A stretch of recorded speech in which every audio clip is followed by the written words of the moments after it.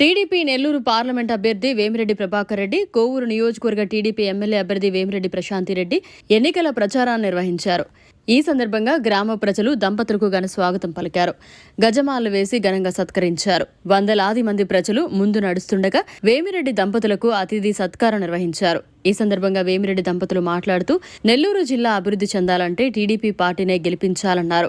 YCP ప్రభుత్వం కోవూరు నియోజకవర్గంలో gravel, ఇసుక దోచేసిన సంగతి ప్రజలకు గుర్తు చేశారు.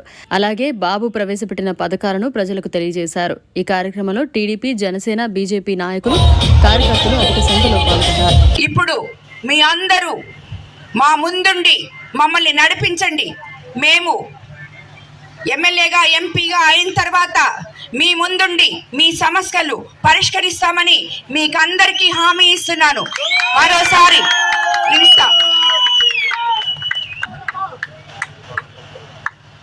అదేవిధంగా మీకు అందరికీ తెలుసు, ఇక్కడ 40 మంది వాలంటీర్లు రాజీనామా చేసి పార్టీ కార్యకర్తలుగా కూడా పనిచేస్తున్నారు. ఈ గ్రామంలో మొట్టమొదట వాళ్ళే రిజైన్ చేసి వచ్చి జాయిన్ అవ్వడం జరిగింది తెలుగుదేశం పార్టీలో.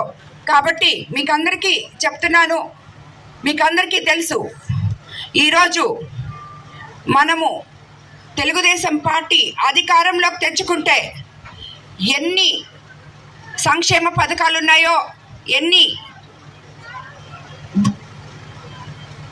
సంక్షేమ పథకాలు ఉన్నాయో, ఎన్ని అభివృద్ధి పథకాలు ఉన్నాయో మీకు అందరికీ తెలుసు.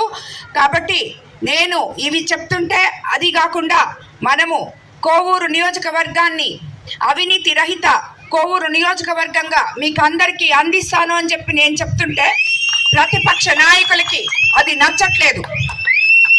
ఎందుకంటే అసలు అవినీతి లేకుండా ఎలా ఉంటుంది ఒక నియోజకవర్గం అని ప్రశ్నిస్తున్నారు వాళ్ళు.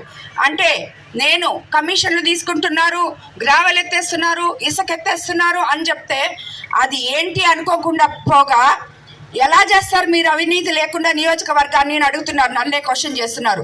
అదే చెప్తున్నాను వాళ్ళకి, నేను అది చేసి చూపిస్తాను. అవినీతి రహిత నియోజకవర్గాన్ని చేసి చూపిస్తాను. ఎందుకు చేయలేము? అదే వాళ్ళకి, ప్రతిపక్షాలకి నేను ఇచ్చే సవాల్. ఎందుకు చేయలేమో నేను చేసి చూపిస్తాను, చూడమని రాబోయే 5 ఏళ్లలో వాళ్ళు చూస్తారు అని చెప్తున్నాను. అదేవిధంగా ఈరోజు విజయసాయిరెడ్డి గారు మాట్లాడుతూ నాకు చదువుకోమని చెప్పాడు. సరిగ్గా నేను చదువుకున్నాను ఆల్రెడీ, కానీ చదువు ఉంటే సరిపోదు, సంస్కారం కావాలి. ఆ సంస్కారం లేని చదువు ఉండే సంస్కారం ఉండాలి. ఆ సంస్కారం లేని ఈ నాయకులు ఏం మాట్లాడుతున్నారో ప్రెజెంటేషన్లో వాళ్ళకి అర్థం కావట్లేదు. నేను పల్లెలు పట్టణాలుగా తీర్చిదిద్దుతానని చెప్పాను. అది ఏంటంటే పల్లెలు పట్టణాలుగా తీర్చిదిద్దడం అంటే అవన్నీ బిల్డింగ్లు కట్టేసి భూములన్నీ ప్లాట్లు వేసేసి అమ్ముకోవడం కాదు. ఎందుకంటే అదే వాళ్ళకి తెలుసు. పట్టణాలంటే ఊర్లో ఉండే భూములన్నీ అమ్మేసి మచ్చుకు ఎన్నో దగ్గరలో, వైజాగ్లో భీమిలీలో కానీ ఇంకో దగ్గర కానీ పల్లెల్లో ఉండే పొలాల్ని రియల్ ఎస్టేట్ చేసుకోవడం వాళ్ళకు అలవాటు. నేను చెప్పింది పల్లెలు పట్టణాలు చేస్తానంటే రియల్ ఎస్టేట్ చేస్తామని కాదు. సీసీ రోడ్లేసి, లైట్లేసి, మనుషులు ఎస్సీ, ఎస్టీ, బీసీ కాలనీలో ఉన్న ప్రజలు వాళ్ళు రాత్రి పూట సరిగ్గా నడిచేటట్టు. మనం ఈరోజు నెల్లూరులో ఉన్నాం, ఎలా నడుస్తున్నాం? లైట్లున్నాయి, రోడ్లున్నాయి, డ్రైనేజ్లు ఉన్నాయి, అన్నీ ఉన్నాయి. ఆ విధంగా పల్లెల్లో కూడా వాళ్ళకి అన్ని సౌకర్యాలు చేయాలని ఇప్పుడే నేను వచ్చేటప్పుడు నాగేంద్రన్న ఒక కాలనీకి తీసుకుపోయారు. వాళ్ళని చూస్తే వాళ్ళకి కనీసం ఇళ్ళు లేవు, గుడిసెల్లో ఉన్నారు. గత 15 సంవత్సరాలుగా ఒక రోడ్డు లేదు, ఒక లైట్ లేదు, ఒక నీళ్లు లేవు తాగడానికి. ఇలాంటి కాలనీలు కోవూరు నియోజకవర్గంలో ఎన్నో ఉన్నాయి. వాటిల్ని సరిదిద్ది మనం పట్టణాల్లో ఏం అనుభవిస్తున్నామో పల్లెల్లో ఉన్న ఆ ప్రజలు కూడా ఆ రోడ్లు, ఆ లైట్లు, ఆ డ్రైనేజ్ సిస్టము ఇవన్నీ అనుభవించాలని చెప్పిన అంశం అది. పల్లెల్ని పట్టణాలు చేస్తానంటే అది పక్కన పెట్టేసి పల్లెల్ని పట్టణం చేయడం అంటే రియల్ ఎస్టేట్లోకి వెళ్ళిపోయారు వాళ్ళు. అది వాళ్ళకున్న సంస్కారము, చదువు ఇవన్నీ. కాబట్టి నేను ఒకటే చెప్తున్నాను, ప్రతిపక్షాలు వాళ్ళు మాట్లాడేటప్పుడు మీరేం మాట్లాడుతున్నారో ఆలోచించి మరీ మాట్లాడండి. వేమిరెడ్డి ప్రభాకర్ రెడ్డి గారి గురించి మేము అవినీతి డబ్బు వ్యాపారం చేస్తున్నామని చెప్తున్నారు. ఎవరు చేశారు అవినీతి వ్యాపారాలు? మీరు చేశారు. ఇసుక అమ్ముకున్నారు, గ్రావెల్ అమ్ముకున్నారు. మీరు అమ్మంది లేదు వైసీపీ ప్రభుత్వంలో గత 5 సంవత్సరాలుగా. మీరు చెయ్యని అవినీతి లేదు. ఇంకా ఎక్కువ మాట్లాడారంటే రుజువులతో సహా బయట పెడతాను నేను. కాబట్టి మేము నీతి నిజాయితీగా వ్యాపారం చేసి ఆ డబ్బుతో రాజకీయాల్లోకి ఎందుకు వచ్చామంటే మీకు సేవ చేయడానికి వచ్చాం, ప్రజలకి సేవ చేయడానికి వచ్చాం. కాబట్టి అదొక్కటి గుర్తుపెట్టుకోమని మరీ చెప్తున్నాను. ప్రతిపక్ష నాయకులకి మాట్లాడితే పార్టీ వదిలేసిపోయారు. ఎప్పుడో లోకేష్ మొన్న చెప్పిన దాని గురించి ఆయన సంవత్సరం రోజుల నుంచే మేము జగన్మోహన్ రెడ్డికి ఇది వెనక పక్క చేరి మేము టీడీపీలోకి పోవాలని ఆలోచిస్తున్నామని చెప్తున్నాడు. ఆయన చెప్పింది అది కాదు. అన్న మీద ఏ పార్టీలో ఉన్నా నాకు గౌరవము, నాకు కనిపించినప్పుడు మాట్లాడాడు అని చెప్పాడు. ఇలా ఎత్తుకుంటే అదే తప్పైతే నిద్ర లేసి విజయసాయి రెడ్డి మాట్లాడేదే తెలుగుదేశం వాళ్ళతో, వైఎస్ఆర్సీపీ వాళ్ళ ఫోన్లు ఎత్తడు, వాళ్ళతో మాట్లాడు. ఆయన మాట్లాడేది రోజు తెలుగుదేశం నాయకులతోనే. కాబట్టి ఇవన్నీ మాట్లాడడం చాలా తప్పు. మీరు ఎలక్షన్ చేయడానికి వచ్చారు. మీరేం చెప్పారో ప్రజల్ని అడిగి, మీరేం చేశారో ప్రజల్ని అడిగి ఓటు అడగడం నేర్చుకోండి అని ఇప్పటికి మీకు 100 సార్లు చెప్పాను. ఆక్వాకల్చర్ రైతులకు కరెంట్ ఛార్జీలు కుదిబండగా మారాయి. మన తెలుగుదేశం ప్రభుత్వం అధికారంలోకి రాగానే యూనిట్ ఛార్జీలు తగ్గించి ఆక్వా రైతులకు ఆదుకుంటామని చెప్పి మీకు అందరికీ మాట ఇస్తున్నాను. అదేవిధంగా సబ్సిడీలు ఏవైతే ఉన్నాయో ఆక్వా రంగానికి తిరిగి తెలుగుదేశం ప్రభుత్వం అధికారంలోకి వచ్చిన తర్వాత అవన్నీ కూడా అమలు పరుస్తామని మీకు అందరికీ మాట ఇస్తున్నాను. అలాగే గరండాల వద్ద రోడ్డు దారుణంగా డ్యామేజ్ అయింది. అధికారంలోకి రాగానే ఆ రోడ్డును మరమ్మతులు చేయించుకున్నామని కూడా మీకు మాట ఇస్తున్నాను. అలాగే పెండింగ్ లో ఉన్న సీసీ రోడ్లన్నీ పూర్తి చేసుకుని డ్రైనేజీలు కట్టిస్తానని చెప్పి మీకు అందరికీ మాట ఇస్తున్నాను. అలాగే ఇల్లు లేని నిరుపేదలకు ఇళ్ల స్థలాలు ఇప్పించి పక్కా ఇళ్లు కట్టిస్తానని కూడా మీకు మాట ఇస్తున్నాను. గత టీడీపీ ప్రభుత్వంలో ఎస్సీ ఎస్టీలకు ఏ విధంగా కార్పొరేషన్ లోన్లు ఇచ్చామో తిరిగి అదే విధంగా ఇవ్వబోతున్నామని కూడా మీకు అందరికీ తెలియజేసుకుంటున్నాను. అలాగే ఆనుకుని ఉన్న పెన్నా నది పొర్లు కట్టకు మరమ్మతులు చేయిస్తానని మీకు మాట ఇస్తున్నాను. వరదలు వస్తే ఏ రాత్రి ఏం జరుగుతుందా అని ఇకపై ఊటుకూరు ప్రజలు ఆందోళన పడాల్సిన అవసరమే లేదు. వరదలకు తట్టుకునేలా పొర్లు కట్టలు కాంక్రీట్ వాల్స్ తో ఏర్పాటు చేపిస్తారని తెలుగుదేశం ప్రభుత్వం రాగానే అని చెప్పి మీ అందరికీ మాట ఇస్తున్నాను. ఊటుకూరు గ్రామంలో భూగర్భ జలాలు ఉప్పగా ఉన్నాయి అని తెలిపారు. మన ప్రభుత్వం అధికారంలోకి రాగానే ఊటుకూరు గ్రామాన్ని పైలట్ ప్రాజెక్టు కింద తీసుకుని పెన్నా నది నుండి బోర్ పాయింట్ వేయించి పైప్ లైన్ ద్వారా ప్రతి ఇంటికి నీరు అందిస్తారని మీకు అందరికీ మాటిస్తున్నారు. మన ప్రభుత్వం అధికారంలోకి వచ్చాక గ్రామంలో ఉన్న నిరుద్యోగ యువత కోసం పారిశ్రామిక వాడలు నిలుపుతామని చెప్పి మీకు అందరికీ ఆల్రెడీ చెప్తున్నాను.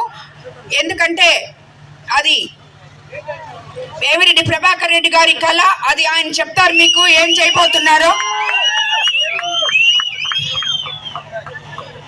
ఇన్నాళ్లుగా మీకు ఇక్కడ ప్రసన్న కుమార్ రెడ్డి అబద్ధాలు నమ్మి మోసపోయిన మీకు ఇచ్చిన హామీలు నెరవేరుస్తారా లేదా అని మీ అందరికీ డౌట్ ఉంటుంది. ఎందుకంటే ప్రతి ఒక్కరూ వస్తారు, ఓట్లు అడుగుతారు, ఇన్ని హామీలు ఇస్తారు, తిరిగి 5 సంవత్సరాల దాకా వాళ్ళు కనపడరు అని చెప్పి మీకు అందరికీ ఆలోచన ఉండొచ్చు. కానీ అదంతా తప్పు.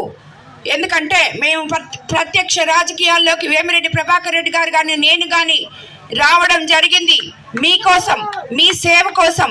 మీలో మమేకమై మీ సమస్యలు తెలుసుకొని మీకేం కావాలో చూసి మీ అవసరాలు తీర్చడానికి సేవకులుగా మేమిద్దరం రాజకీయాల్లోకి వచ్చామే కానీ మీపై పెత్తనం చేయడానికి రాజకీయ నాయకులుగా మేము రాజకీయాల్లోకి రాలేదు. చూడటం చాలా సంతోషం. మీ అభిమానం చూస్తుంటే ఊటుకూరు ప్రజల్లో ఎంత అభిమానం ఉంది, తెలుగుదేశం పార్టీ మీద ఎంత అభిమానం ఉంది. తెలుగుదేశం జెండా ఎగరేస్తారు, ఖచ్చితంగా మనం ఎగరేస్తాం. నేను ఒక్కటే చెప్పేది, చంద్రబాబు అనేది ఒక బ్రాండ్. ఆ బ్రాండ్ ను మనం గెలిపించుకుంటే అభివృద్ధి అనేది మనకి ముందు ఉంటది. అభివృద్ధి అవసరము అనుకుంటే యువతకి ఉద్యోగాలు అవసరం అనుకుంటే మనము చంద్రబాబు నాయుడిని ఖచ్చితంగా మనం అందరం గెలిపించాలా.